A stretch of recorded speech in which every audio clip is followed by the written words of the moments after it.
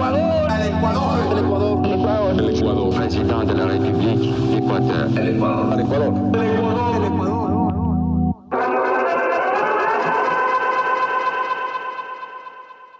Buenos días. Buenas tardes. O buenas noches. Depende mucho del uso horario en el que nos estés escuchando. Bienvenidos a La Historia con Wi-Fi, un podcast de historia en tiempos de redes sociales.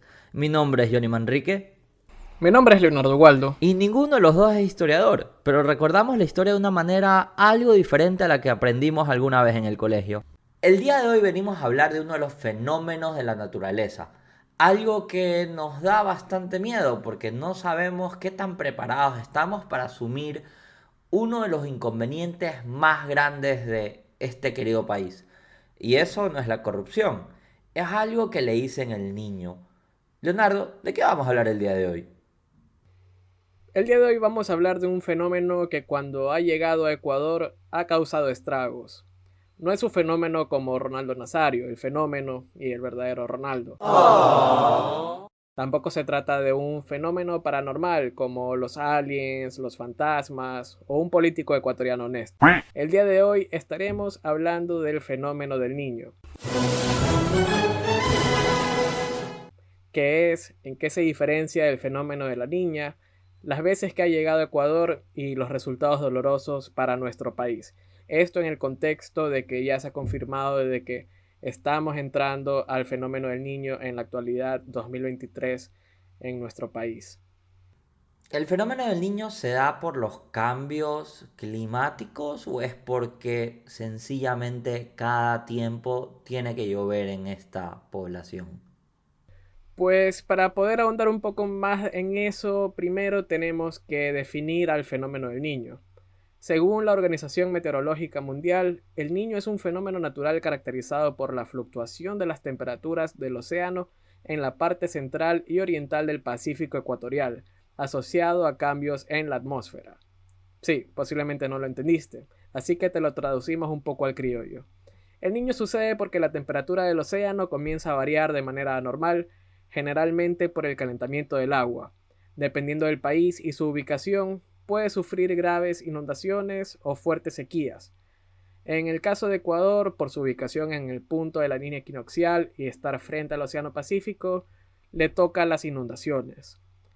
Pero no es así en los países vecinos. Por ejemplo, en Colombia, les llega una disminución de lluvias considerable y sequías en las zonas agrícolas.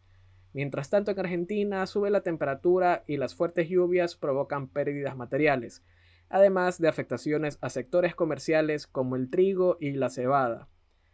Y si hablamos un poco más lejos, en Europa puede provocar inviernos más fríos y secos en la zona norte y más húmedos en el sur, en la zona mediterránea. ¡Wow! No sabía que estabas muy enterado de esos temas. Leonardo, ¿qué estudiaste en la universidad?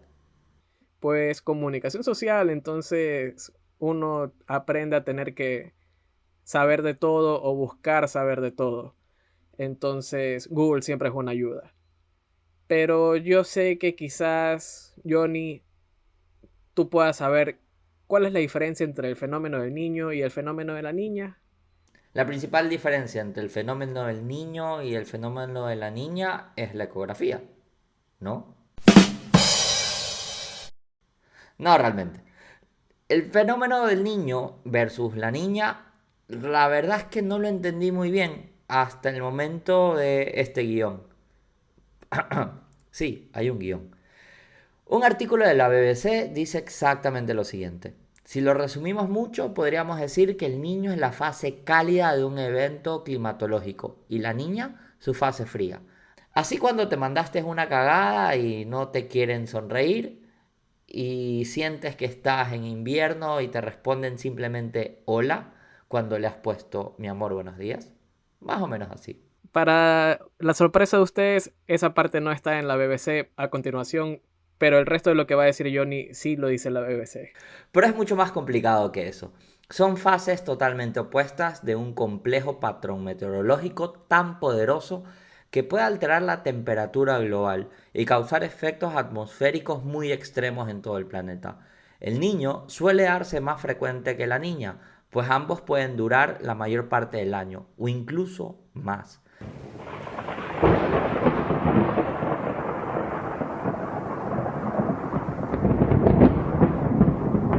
Sabemos que el viento es el detonante, pero hay distintas teorías sobre por qué ese viento se altera. Dice Juan José Nieto, director del Centro Internacional para la Investigación del Fenómeno del Niño, CIFEN, con base en Guayaquil, Ecuador. Imaginemos qué tan grave es el impacto del fenómeno del Niño en la historia de Ecuador para que este Centro Internacional de Investigación esté ubicado aquí en Guayaquil, Ecuador. Sin dudas es un dato sorprendente y mucho más acompañado con lo que les vamos a contar a continuación. El fenómeno del Niño se ha presentado en Ecuador en muchas ocasiones, pero en 2 de ellas llegó fuerte, muy muy fuerte. ¡Ah! Por eso cuando dicen en mi casa hay una fuga de gas y de agua, ¿qué tú quieres ver, chica mala? Va por esto, ¿no? Dile, en mi casa hay una fuga de gas y de agua, ¿qué tú quieres ver, chica mala? No lo veo tan así. En realidad no creo que estén conectados ni siquiera, pero siempre este tipo de coincidencias pueden salir en este podcast, así que si no nos sigues todavía deberías comenzar a seguirnos. Las 2 veces que impactó de manera muy agresiva fue entre el año 82 y 83 y la siguiente ocasión en 1997. Según la publicación Fenómeno del Niño, Historia y Perspectivas de la Universidad de Cuenca, el fenómeno del Niño del 82-83 provocó cerca de 2.000 víctimas y daños representativos de aproximadamente 10.000 millones de sucres. Diario El Telégrafo dice que se perdió la gran mayoría de la producción agrícola en la costa ecuatoriana y que para hablar de los damnificados debíamos de contarlos por miles. El mismo diario El Telégrafo recoge que no solo la costa sufrió, sino también la sierra. Por ejemplo, una ladera del cantón Chunchi se vino abajo, matando a más de 100 personas en cuestión de segundos. Esto en el mes de abril del año 83. ¡Wow! Imagínate ser Osvaldo Hurtado. De la nada eras el vicepresidente. Fallece el titular, Jaime Roldós Aguilera, y te toca trabajar. Alfredo Borrero. Y luego te cae el fenómeno del Niño. La cosa se calienta en el agua, todo va mal. ¡Wow! ¿Cómo sales adelante con ese campo? Y esa parece ser una mecánica regular del país. Cuando hacemos la comparación con el terremoto del 2016, vemos que no necesariamente hemos estado preparados para este tipo de fenómenos. Pero, en realidad, ¿se puede estar preparado? Leonardo, ¿qué haces cuando hay un temblor? ¿De casualidad tienes una mochilita de primeros auxilios cerca con linterna, medicina y alimentos no perecibles en caso de cualquier emergencia? Pues en teoría eso es lo que siempre recomiendan las autoridades de gestión de riesgos, de que uno debe estar preparado para cualquier tipo de circunstancia. Pero yo quiero saber entre nuestros oyentes, ¿cuántos de ellos tiene esta mochila con primeros auxilios de emergencia al pie de su puerta para salir corriendo en el caso de que esto suceda? Quizás en el caso de unas inundaciones, de una llegada del fenómeno del Niño, se pueda prever un poco más. Más bien, para decirles un dato, el municipio de Guayaquil y su Dirección de Gestión de Riesgos ya está trabajando desde hace aproximadamente un mes ante lo que ya se sabía que iba a pasar, y es que el fenómeno del Niño iba a llegar en 2023 a Guayaquil y a Ecuador. Pero debemos comprender que eso no siempre fue así. Por ejemplo, en el fenómeno del Niño del 82-83. Incluso ni siquiera se los conocía en ese entonces como fenómeno del Niño, por lo que se consideraba que simplemente era un mal temporal. Quizás eso impidió una mejor reacción de parte de los organismos estatales. Solo en Guayaquil, el INAMI calculó que la precipitación acumulada excedió los 4.000 milímetros cúbicos, cuando lo normal era 2.000 milímetros cúbicos. Es ahí cuando recuerdo esa canción de Te esperé bajo la lluvia 2 horas, 1000 horas, como un perro. Y un perro bien mojado, porque 4.000 milímetros cúbicos suena bastante agua. Casi como saca tu moto de agua, Saca tu tabla y ¿para qué te vas a la playa si tienes corriente dentro de las avenidas? Y no solo eso, sino que el calor azotó de manera infernal no solamente la parte donde están los humanos, es decir, la tierra, sino las aguas. Se calcula que en un solo día la temperatura subió en 4 grados centígrados en el mar, de 25 grados a casi 30 grados, que en términos meteorológicos y en temas de ambientalismo es una barbaridad. La industria pesquera estuvo en las ruinas durante aproximadamente 26 meses, porque los peces no se acercaban a las costas del Ecuador. ¡Wow! Cuando nuestros abuelos decían que ellos estaban acostumbrados a inviernos fuertes, no pensé que eran tan fuertes como realmente sucedió. E incluso yo conversando actualmente con mis abuelos, ellos me dicen que uno de los inviernos más duros que tuvieron que soportar fue en el año 83 exactamente, y el siguiente año no se acordaban, siempre me tiraban alrededor de los mediados de los 90, pero no se acordaban de que era 1997. Es decir, que si tú vas y le preguntas a tu abuelo o a alguien que ya tenga sus años, te va a tirar esas dos fechas posiblemente. ¿Escuchaste, pelado Bad Bunny, que estabas lamentándote del aguacero que cayó en el Atahualpa aquel día? ¿Qué vas a saber? Según el documento El Niño 1982-83, Impactos en el Ecuador, el fenómeno del Niño también afectó a las Islas Galápagos. Por ejemplo, las crías de los piqueros de patas azules fueron aniquilados, así como una importante disminución de iguanas marinas. Las focas jóvenes murieron, mientras que hubo un auge de pinzones y de vegetación, lo que lógicamente alteró a la biodiversidad y a la cadena alimenticia de la isla durante unos años. Este documento al que acabo de hacer referencia fue escrito a finales de 1996 y tiene un mensaje curioso ya conociendo que el fenómeno del Niño iba a tocar las costas de Ecuador el año siguiente. Y este es: que el Niño 82-83 sirva como ejemplo para tomar las medidas apropiadas con el fin de mitigar, tanto como se pueda, los efectos del Niño 97-98, cuya magnitud podría ser aún mayor. Se parece a un amigo mío, de esos que dice, ya no vuelvo a salir con ella, ya aprendí mi lección. Y, oh sorpresa, sí, volvió, y volvió con todas las de ley. En otros países también sufrieron al Niño en 1983. En Bolivia, aproximadamente 50 personas murieron y cerca de 26 familias se quedaron sin vivienda. Mientras que en México, América Central y Cuba, las sequías provocaron intensos incendios. Estados Unidos no se salvó, ya que 160 personas murieron en inundaciones en los estados ubicados en la zona del Océano Pacífico. Y para que tengan una idea, en Los Ángeles llovió el triple de lo normal. Y esto también lo podemos relacionar con algo que sucedió en Puerto Rico hace varios años. En 2017, con vientos sostenidos de 155 millas por hora, el huracán María cobró la vida de más de 4.600 personas, según apenas un estudio de Harvard. Además, provocó aproximadamente 90 millones en daños económicos. Ese fenómeno dejó completamente incomunicado y sin electricidad al país y al 60% de la ciudadanía sin agua. Luego de varios años, aún esta isla caribeña sigue sufriendo los daños ocasionados. Pero, en cuanto a costos económicos y ya relacionando al Ecuador, ¿cómo afecta el fenómeno del Niño? Tengo entendido que también hubo relación directa con la dolarización y el feriado bancario. Sí, y si quieres saber más sobre cómo se relaciona el feriado bancario y el fenómeno del Niño, puedes escuchar el episodio número 43, ¿Por qué tenemos dólares? Feriado bancario. Fin del espacio publicitario. Retomamos nuestra programación habitual. El fenómeno del Niño volvió en los años siguientes, 84, 85, 90, pero en una intensidad mucho más baja. Y así estuvo hasta el año 1997, exactamente en el mes de mayo. Entre 1997 y los primeros 5 meses de 1998 se registraron al menos 286 muertes y 36 desapariciones. Más de 30.000 personas fueron evacuadas y reubicadas en albergues de emergencia. Muchos de ellos no volverían a su hogar, sino que migrarían hacia las grandes ciudades.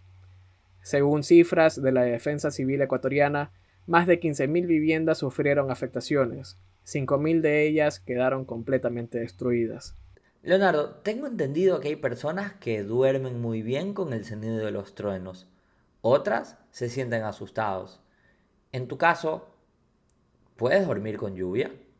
Yo puedo dormir muy tranquilamente con lluvia, pero debo reconocer que en las lluvias de febrero o marzo, que sufrimos de tormentas eléctricas importantes aquí en Guayaquil y Daule, recuerdo especialmente que un trueno me levantó como a las 4 y pico de la madrugada un día, y cuando empecé a ver Twitter, ese mismo trueno había despertado a casi toda la gente con la cual yo mantengo contacto. Entonces, no es que tengo fobia o miedo a los truenos, pero cuando hay uno que cae muy cerca, obviamente me espanto como una persona normal. ¿Cómo es tu caso, Johnny? En realidad soy una de esas personas que puede tranquilamente colocar en Alexa, Alexa, por favor, agrega el sonido de lluvia y así dormir entre comillas de manera relajada. Incluso hay listas dentro de Spotify con sonidos de lluvia para lograr el cometido. Así que Pikachu, dale suave con ese ataque trueno en los próximos meses,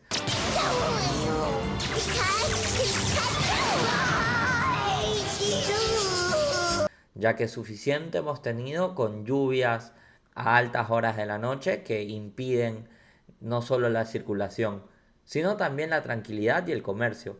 ¿No te has dado cuenta que el tráfico se vuelve pesado apenas cae un poquito de agua? Y ahí es donde también sale a flote, entre muchas cosas y basura, el sonado modelo exitoso. Pero cuando vemos en otras ciudades, también existen inundaciones. Si Guayaquil, entre comillas, está preparado, o Quito también tiene una infraestructura lo suficientemente sólida para evitar este tipo de fenómenos, ¿qué puede pasar con Balsar, playas u otras geografías en la costa ecuatoriana? Pues para tener una idea, en cuanto a costos económicos, las pérdidas estimadas rondaron los 3.000 millones de dólares. ¡Wow! Pero, ¿cómo se llegó a esto? Según reseñó la Organización Panamericana de Salud, los tramos de toda la costa ecuatoriana tienen un mal drenaje natural, y sumado a las extraordinarias precipitaciones, se registró la crecida de los ríos de la zona. Por lo tanto, lugares como Babahoyo, como todos estos cantones y pueblos que están a las orillas de los ríos que derivan en el río Guayas, sufrieron muchísimo, y mucho más al norte, Manabí y Esmeraldas también. Creo que también es un buen momento para lanzar un dato curioso. En algún momento seguramente has pasado por el estero Mojahuevos. Y es un nombre particular, porque dentro de este invierno, cuando el estero sobresalía sus capacidades y llegaba a las viviendas de los habitantes cercanos, una periodista consultaba a un afectado y le decía, bueno, ¿qué está pasando y qué puede hacer el gobierno? Y este ciudadano, en medio de la emergencia, exclamaba, pero señorita, el agua me moja hasta los huevos. Y es por ello el nombre del estero. ¡Viva Ecuador, carajo! Siempre que pasaba por ese estero, me preguntaba cuál era el origen de ese nombre, y la verdad que esa explicación tiene mucho sentido. Pero sigamos con el episodio. Dejemos de divagar. Estos crecientes coincidieron con los niveles elevados del mar, lo que dificultó todavía más el drenaje y evacuación de aguas que inundaron extensas áreas. Las inundaciones en amplias zonas agrícolas ocasionaron la pérdida de cosechas y plantaciones, impidieron la siembra de otras y provocaron la muerte del ganado que no pudo evacuarse a tiempo. No, tampoco estamos hablando de tu ganado. Deja esa mala vida, infiel. Lo que sí se está perdiendo, y Ecuador tiene una ventaja competitiva, es en la parte de los viñedos. Ayer conversaba con uno de los comerciantes de un viñedo muy reputado a nivel nacional y también a nivel internacional, en el que manifestaba que Ecuador tiene una ventaja gigantesca, ya que logra 2 cosechas por año, mientras el resto de geografías apenas puede tenerlo una vez al año. ¿Qué puede pasar en este 2023? es que debido al fenómeno del Niño, lograríamos igualarnos al resto del mundo y tener una cosecha exclusiva, algo que no había pasado hace muchísimas décadas. Y por supuesto, en el año 97 las cosas que podían salir mal, salieron mal. La comunicación en la costa quedó mermada.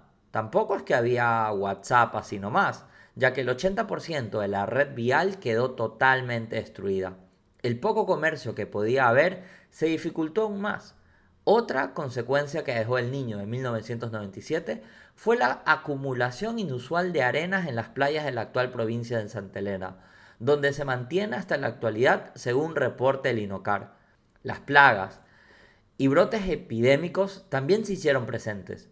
Un ejemplo, la malaria, dengue, cólera, hepatitis, enfermedad de Chagas, mordeduras de serpientes, pensiones alimenticias no pagadas. No, mentira, eso es otra cosa. Y ahora, ¿qué le queda al Ecuador para el fenómeno del Niño que se viene? Según el ministro César Roón, solo queda rezar. Protégeme, Señor, con tu espíritu. En tu próxima cena familiar puedes conversar con tu papá, tu mamá, tus abuelos y preguntarles cómo ellos vivieron y sufrieron el fenómeno del Niño. Si tienes familiares que son de otras provincias, de otras regiones, pregúntales cómo impactó en su momento a las zonas donde ellos estaban. Así como a nuestros hermanos peruanos, que incluso se podría decir que sufrieron un poco más el fenómeno del Niño en el año 97. A continuación, un testimonio de un diario de la época. No era difícil que con apenas 2,5 metros de altura, estos dos ojos opaces de agua debajo de la carretera Ramiro Príale quedaran cerrados por una muralla de troncos y maleza como la que hoy provocó el desborde de las aguas del río Huaycoloro. Este es el preciso momento en que se suscita la emergencia. Gritos de alerta, desesperados esfuerzos por improvisar defensas, tránsito interrumpido, gente corriendo, niños llorando. En Lima, la amenaza del fenómeno del Niño se convirtió en una dramática realidad. ¡Wow! Pero es que en serio, de este lado del mundo nos ha pasado muchas cosas, y sobre todo el Ecuador. Fíjate, terremoto en 2016. Las inundaciones de Esmeraldas de junio de 2023. La paralización indígena del 2019. El ataque de la Mancha Blanca en los años 90. El terremoto de Pelileo. La muerte repentina de Jaime Roldós en los años 80. Y así pudiéramos estar media hora más conversando sobre las tragedias que han atacado a este país. Esperamos que las autoridades hayan aprendido la lección, porque de lo contrario nuestro país va a sufrir y le va a esperar momentos difíciles en los próximos meses. El Centro de Predicción Climática de Estados Unidos hace pocos días confirmó que el Niño ya comenzó a formarse en el Océano Pacífico. Varias recomendaciones que podemos darles son: arreglen sus techos, compren alimentos no perecibles para tener de reserva, y cuando comiencen las lluvias, elijan el momento en el que salir. Además de las más obvias, no pasen por lugares que están propensos a sufrir inundaciones o deslaves, y bueno, lo que recomiende la Dirección de Gestión de Riesgos en su momento debido. Recordemos que también la sociedad civil tiene un rol fundamental en este tipo de crisis, la cual nos puede empujar a salir de una manera más efectiva o hundir, ya que con los desperdicios y la falta de empatía logramos hacer el problema mucho más grande, tapando vías, incluso especulando y adicionalmente bloqueando ayudas las cuales fueron altamente efectivas durante el terremoto de hace varios años, en la que destacaron personalidades como la de Carla Morales, entidades privadas y fundaciones, adicionalmente con un trabajo conjunto a las Fuerzas Armadas, la Cruz Roja y los bancos privados, que lograron entregar a los más necesitados insumos suficientes para que este momento pase lo más rápido posible. Recordemos, esto también depende de nosotros. El fenómeno del niño es una de las tarjetas de nuestro querido juego La Historia con Wi-Fi en cartas, que podrás encontrar en diversos puntos a nivel nacional. En Guayaquil, en Quito y también en @La Historia con Wi-Fi. Si tienes dudas, comentarios o sugerencias sobre este u otros episodios, déjanoslo saber en @La Historia con Wi-Fi. Mi nombre es Johnny Manrique. Mi nombre es Leonardo Waldo. Y nos encontramos en otro Remember histórico, porque la primera vez fenómeno del niño nos agarraste descuadrados. La segunda, allá por el año 97, no estábamos preparados, pero ahora, en 2023, prepárate, porque no vamos a ser tan fáciles como antes. Président de la République d'Équateur. El Ecuador.